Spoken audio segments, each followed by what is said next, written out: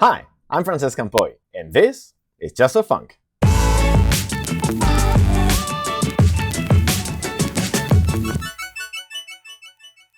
Welcome to episode number 14 of Just for Funk. Today we're going to build a Twitter bot. And this Twitter bot is going to have two important things. One is it's going to help me personally to retweet all the tweets that contain the hashtag Just for Funk from the Just for Funk account. And also, the second thing that it's going to do, or the second aspect that I care about, is the fact that it's going to be free to run. And that sounds hard, because there's actually not that many places where you can run Twitter bots for free, but I actually figured out how to do it with Google Cloud. So we will be able to run something all the time for free. Sounds fun? Let's get started. Cool, so as always, I'm gonna start with an empty directory. I called it Twitter bot, and I'm gonna create my main.go. Now in main.go, we're gonna have, as always, package main func main. And now we want to do something using Twitter. How do we do that? Well, there's actually a great place to find libraries for Go, which is called godoc.org.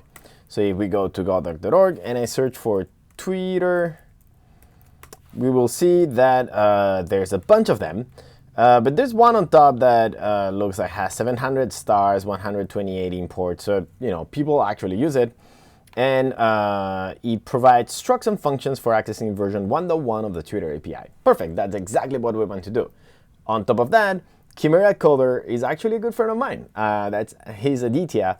And I think that if he wrote a library, it's probably really good. So let's try it. I'm going to start with running go get of that.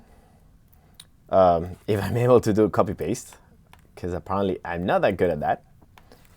Go get of that. Cool. And now we should be able to use it. Now, how do we use it? Let's see the documentation. So for authentication, we need to provide a bunch of things. So if we run this code, okay, so this now compiles, cool, but this will not work. Let's for now leave it as this so it actually compiles. We need a consumer key, a consumer secret, an access token secret. That's a lot of things. But these are the things that you need to use to be able to use the GitHub, the Twitter API. So where do we get those from? It's actually not that hard. You get them from apps.twitter.com. Let's do that. Okay, so if I go to apps.twitter.com, you'll see that you can create a new account. I'm already signed in with my Just for Funk account. So I'm gonna create my account. I'm gonna call it Just for Funk. Why not? Twitter bot for Just for Funk. The website is justforfunc.com. HTTPS justforfunc.com. And the callback URL is not needed because this for when you're doing authentication over the web. We're not doing that, so we don't need that. And yes, I have read the developer agreement and I agree with it. That is actually true. I actually read most of it. Cool. So now we have an application that has been created, and we have key and access tokens, and we have the consumer key and the consumer secret. Let's define some variables here, some constants, and say consumer key is consumer key, which is this one here. And so we're going to use consumer key. Consumer secret is going to be this one here. So paste it there. And then we have access token and access token secret. So we're going to use consumer secret, access token, and access token secret. Cool. We still need the values for those two. And to do that, we actually need to create a token. So now we have a token right there. The access token is this one. And the access token secret is this one. Cool. Okay, so now we have something that will allow us to create an API. And how do we use that API? Well, no idea. So let's go back to the documentation. And Okay, there's a perfect example here. It will search for tweets containing the word Golang and then print all of them. So let's just copy paste that. Search result, I'm gonna call it res and res. This tweet works well. Okay. So if I run this and everything worked correctly, then we should see a bunch of tweets with Golang somewhere. So go run min.go. Except that I'm totally not in the good place. So justforfunc tweeterbot. Go run min.go. Cool. Okay, so we have a bunch of things, people talking about Go in some way or another, hashtag Golang many places. Cool. What if we say hashtag justforfunc? Will that work? Yeah, cool. Look at that. Well, it's mostly me though. Oh, that's sad. You should also talk about justforfunc, please. Okay, so we have a little program that works, but now the problem is that this gets a bunch of tweets and that's it. Now what we want to do is we want to get a continuous stream of tweets. Every single time that someone tweets anything about justforfunc, I want to be notified. How do you do that? Well, there's actually a thing called public stream filters. So it's a public stream. You get all of the tweets of Twitter, all of them, which, you know, it's a bunch of them per second. And you filter them to say only the ones that contain these things. To do so, we're going to find the public stream filter. That's the function. And you pass some values. I still don't know what those values are, but let's call api.public stream filter, and it's going to be URL values. URL values is a map of strings to the slice of strings. So there's going to be something and then something else here. I still don't know what exactly, but that will return a stream. Cool. Well, there's no documentation, so that doesn't really help, but if we do public stream filter to our API, we should be able to see what are the parameters. Okay, parameters. There's follow, a comma-separated list of user IDs indicating the users to return statuses for in the stream. Also, we could say I want to return only the ones that I say, for instance. But let's just say that any tweets at all are good, and no matter who they wrote them, but no matter who wrote them. But track, okay, keywords to track. Phrases of keywords are specified by a comma-separated list. Track the tweeter and the tweeter and the tweeter and the tweeter. Okay, so track is the name of the parameter, and you just pass a list of things. Cool. Okay, so normally we should be able to say track hashtag Golang,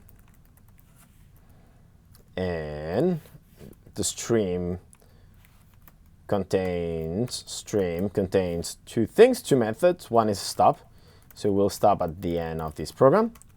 The other one is actually not a method, is a C, which is a channel, is a channel of empty interfaces. I'm not a huge fan of this API because this means that it doesn't tell me if I should be receiving from this or sending into it, which, you know, of course it's not sending, but it could be, right? Like a little bit confusing, but whatever. Okay, so we're gonna get some stuff. It's gonna be empty interface, so we don't really know. And since I don't really know, I'm gonna start by simply printing the type.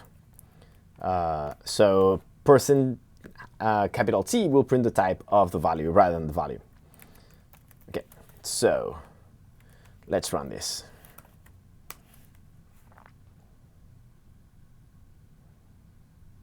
Oh, probably we're not getting any because people are not tweeting about Golang. That's sad, but at least you can see that this is not stopping. This just keeps on waiting there. So it's actually blocked in here in this stream, in this range over the channel. Okay, so let's change it to something more common. Hashtag love. That should work. Okay, so we're getting anaconda.tweet. That's the type of the elements we're receiving. What we could do is we use type assertion, which is basically like a casting, if you know by the name, or a type conversion, but it's a type conversion that could fail, right? So I can say I want to use v as an anaconda.tweet, and that's going to be my new variable. Now, if for any reason we receive something that is not an anaconda.tweet, this will panic. So there's another way of doing this, which is comma OK. Now, OK will be true only when the value is of type anaconda.tweet. So if it's not OK, then I'm going to use lockrus and say this warning f. Is that a thing? Yeah, warning f received unexpected value of type v. And continue. Okay, otherwise, what we're going to do is we're going to print the t.text. Let's print the text of the tweet and then just continue. Okay, let's try again. Cool. Okay, so we can see how people are tweeting about stuff. That's really good. What if we move it to justforfunc? No one's tweeting about justforfunc right now, but that's fine. So what do we want to do? So what we want to do now is whenever we receive one of those tweets, we want to retweet it. So that is actually very simple. So it's API retweet of the tweet that we want to retweet. So it's t.id. And if we want to trim the user or not, I'm going to say no. That will return a new tweet, because retweets are actually tweets that point to other tweets that have been retweeted. It's slightly confusing API, but basically when you retweet something, you're actually creating a new tweet that points to the original one. That's the whole idea. You're creating a tree of tweets. And an error. So if the error is not nil, it means that we were not able to retweet the thing. So let's log an error. Could not retweet this tweet, so t.id, and there's the error.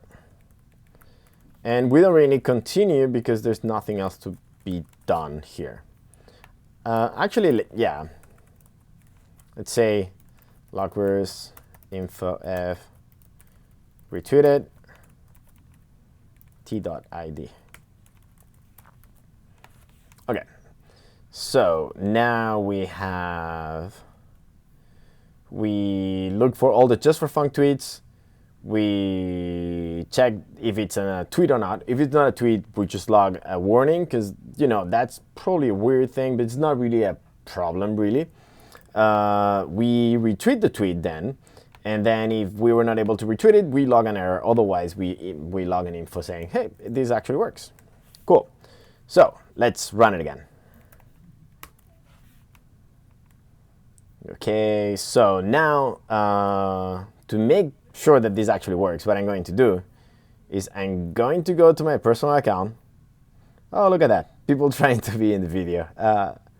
If I reply, will I show up in the video? Yes, Tom Hudson, you will. Same for you, Chad Kunde? I don't know how to pronounce your name, Chad. Okay, but I'm going to tweet from here. This is just one more justforfunc tweet for my next episode. Okay, so now I tweet this, and we got an error. We got an error saying, oh, so we retweeted the thing, and then we tried to retweet again, and it says, oh, we could not retweet this because you already retweeted it. And I feel that the problem is that these are actually both the same. So we got the tweet, we retweeted it, that creates a new tweet. We received that one, and then we tried to retweet it, but you cannot retweet something that you already retweeted, so it fails, which makes sense. So what we want to do is we want to check whether a tweet is a retweet already, and if it is, we should not retweet it. That is a very confusing way of saying that we will only retweet original tweets. not retweets. Okay, so how do we do that? There's actually a pretty simple way, which is when we get the tweet, we know what we are retweeting, and that will be nil for the things that are original tweets, right? So if this is not nil, then we know that these are retweets, so we just continue. Okay, so let's go run main.go. Let's try it again. So I'm going to delete the tweet and say just for fun. That way only people that follow just for fun should be able to see this thing. Just for fun. The next just for fun is almost here. Cool, so now we tweet that, and I just received the notification on my phone. We saw that it retweeted just once and it didn't try to retweet the retweet, therefore everything worked, and everything is working now correctly. Nice. Cool, so what do we do next? We open source this? No, we do not, because I do not want to open source these credentials. And by the way, if you're planning on trying to use this to hack into my account, it is too late, because by the time I publish this video, these credentials will have been invalidated. Good try, but still, no. Okay, so what I want to do is I want to make this something that will appear, that will be outside of my code. And following the 12-factor app, 12-factor authentication, the 12-factor app, I'm going to make these values part of the environment. So what I'm going to do is I'm going to replace these with variables, and I'm going to say that all of these are os.getEnvironment of something, and they will be called Twitter something. Okay, so these two are going to be consumer, this one's going to be key, and this one's going to be secret. These two are going to be access token, and this one is going to be access token secret. Cool. So now I can hide all of this, and for now I'm going to put it in twitter.env that I will not be sharing, obviously, for obvious reasons. And let's say that I will delete all of this. As you can see, I'm a huge fan of using multi-cursors now. It's multi-cursors for life. Okay. Cool. Oh. Okay, so now we have all of these variables. So if we try to run the program now, go run main.go, it doesn't work. And it doesn't work because somehow the authentication is not good. I'm not very happy with this because it fails silently. But that's maybe topic for a different episode. No, actually, let's fix it. So the problem is that Anaconda provides a way of logging stuff, but you need to give it. Otherwise, it will not log anything, which, you know, as a default is a good thing. But for these errors, it's kind of, I'm not very happy. I think that this should be an error returned by probably either need Twitter API should return an error, or public stream filter should return an error. But we have API.logger, set logger, and we're going to pass our logger. Now, what is a logger? So I'm going to create log is logger's new. So that is a logger. And the problem is that we're missing critical method. So what we're going to need to do is we're going to need to create a new type logger, which is a struct, that contains a logger's logger inside. And we will then use, so there's a logger of loggers, and we'll pass that one instead. We don't need this to be a pointer, but whatever. And now we can do So given logger, critical will actually do the same thing as log dot critical. I'm gonna call it error. So that is args interface is a variadic argument, and then we're gonna use it also variadically inside. Okay, so we have that. We have critical f that's gonna call error f, and this one on top of that has a format which is a string. Okay, that's this compile. Now, because we're missing notice. Notice, let's just say a notice is the same thing. So notice and notice f is going to call info and info-f. Okay.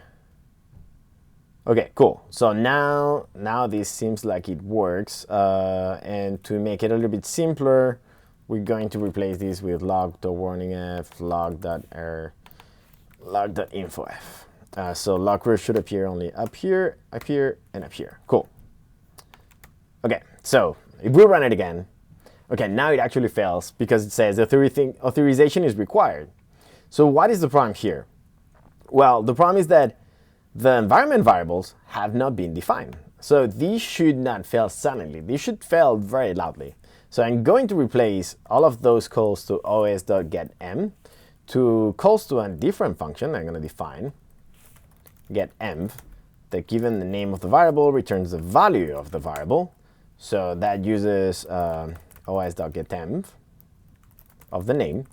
But if the value is empty, it will panic saying missing required environment variable and the name of the variable, which is name. Otherwise, it will actually return v.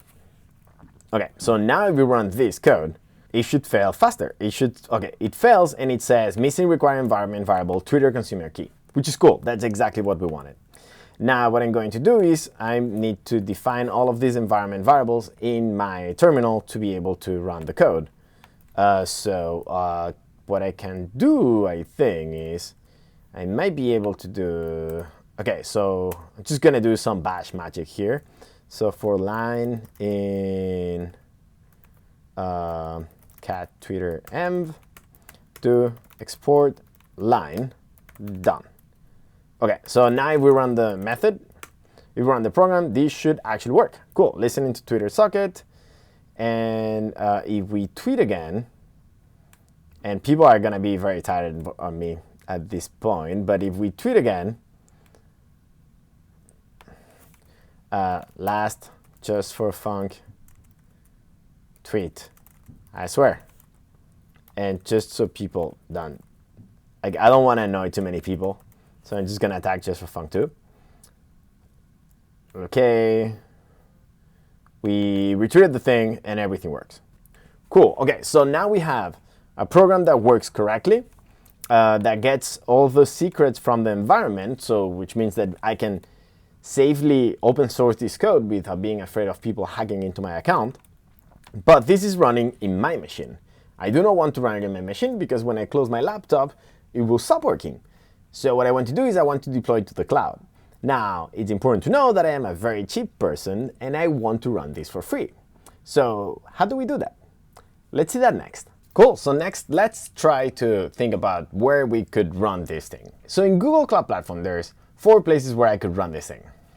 Cloud Functions, App Engine, Container Engine, or Compute Engine. Going from like the most automated thing to the more you do everything by yourself.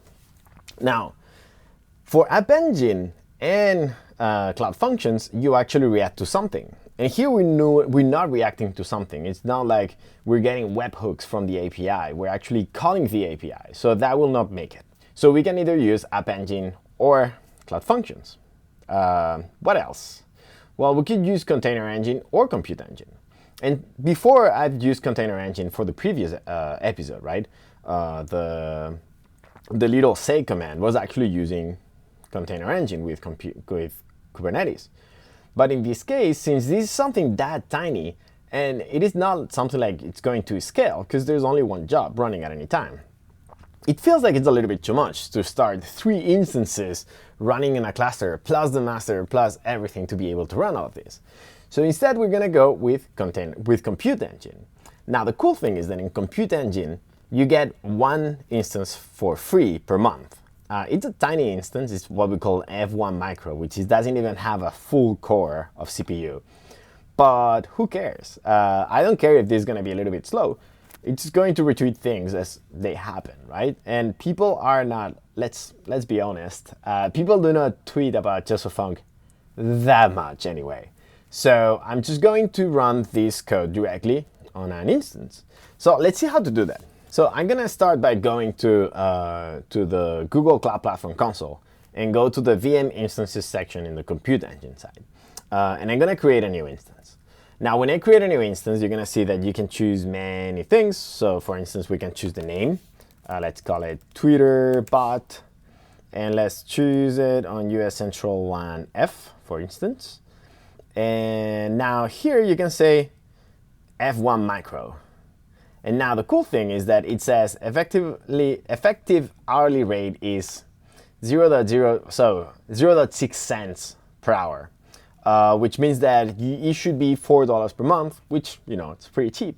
But also, the first 720 hours per month are free, which means that actually you don't pay anything.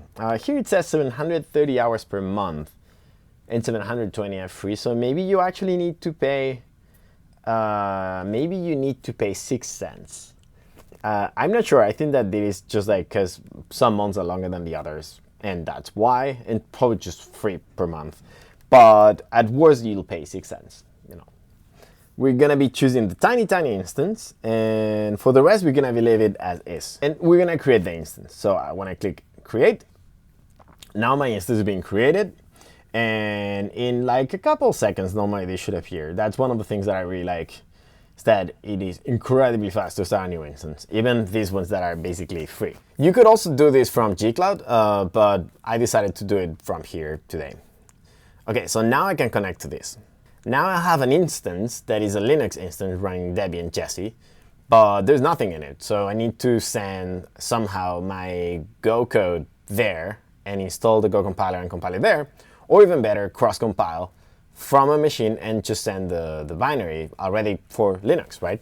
So let's do that. So if I go back to my code here, I should be able to do go os Linux go build -o Twitterbot. Actually, that was the default because the directory is already called Twitterbot, but just in case. So that's going to generate a Twitterbot. So it is ready to run on our computer. How do we send it there? Well, it's actually really simple. Gcloud compute scopy to Francesc at Twitterbot, and let's copy here. Oh, what do we copy? Let's copy Twitterbot. Okay, so that should automatically manage the keys and send it directly there, and it sent it now, so we can go back to our instance, make it bigger, and we have Twitterbot, and now it's running. But we're missing all the environment variables. Great, so now we have a job that is not running, but is deployed, right? Like we have it on a cloud instance, and it's not running because it's missing environment variables. And there's a couple things we could do for this. One is define those environment variables. Another thing would be to just store them in the metadata service. But what I'm going to do is actually I want to do something so whenever my program crashes, it will restart it again. And after reading a little bit about this, and I tweeted about it, basically people said that I should be using systemd. So we're going to be talking about systemd real quick. So systemd, what it allows you to do is to have daemons or services that are running, jobs running in the background, like this one. You're not going to be interactive with them necessarily. And you can start them, enabling, stopping them, disabling them. And the whole idea is that if you start one, it will be started whenever the machine starts. Now, if I run a compute engine instance, it will never be stopped unless something really bad happens. But even if that happened, the instance would be restarted automatically. So very, very quick, you would have that thing going up again. Now, if you do that, whenever it goes back up again, you should restart the job. And systemd will do exactly that. So now what we need to understand is, how do we use systemd? And it's actually not that hard. So let's go check the documentation. Okay, so if we check the documentation for systemd and we see how to create an example, this is exactly what we're going to have. So I'm going to create a new file. I'm going to call it twitterbot.service. And I'm just going to paste all of the content that we had before. I'm going to change the description is my justforfunc Twitter bot. After, this means what does this job depend on? And we're going to be needing the network. So this is a way of saying, once all of the network things are ready and running, then we will start this thing, because we're going to be connecting to something over the network, so that is a requirement. The wanted by basically lets you know it should be not wanted by something. If nothing wants this to be installed, the service will not start. So that's why you need this at the end at some point. For the rest, we're going to say type is simple. User, I'm going to use my user that I had before. The working directory is going to be the same. The exec start is the binary. So I'm going to call it twitterbot, which is already there. The home Frances twitterbot is exactly where we had this thing right here. So home Frances twitterbot, that's exactly the one we want to run. And we start on a board. So basically, whenever the job stops, just restart it directly. That's exactly what we want. Now, the cool thing is that there's also one more section, which is environment. And you can do foo equals bar. So when you do this, you're declaring a new variable foo with value of bar that is accessible only to this service. So now we can do, let's get all of these things, get them here, and then simply write environment equals. And with this, we should be able to run our job as a service with all the environment variables that it needs, which is pretty sweet. Okay, so let's also copy this twitterbot.service to the instance. Now, if we go to the instance, we should be able to see it. And now this twitterbot.service needs to be in a specific directory for systemd to understand that this is actually a service. So we're going to move it to twitterbot.service. We're going to move it to etc/systemd/system. And then now we should be able to do sudo system control or system cattle enable twitterbot. And now it created a link. So now it knows about the service, and we can check for things like the status. So systemctl status of twitterbot. It is loaded but inactive. So we can start it. Start twitterbot. And if we get the status again, we'll see that not only it's working, but also we can see all the logs. So it's already listening to the socket. So normally everything now is already correct and everything is working. So to make sure that this is actually the case, let's tweet once more.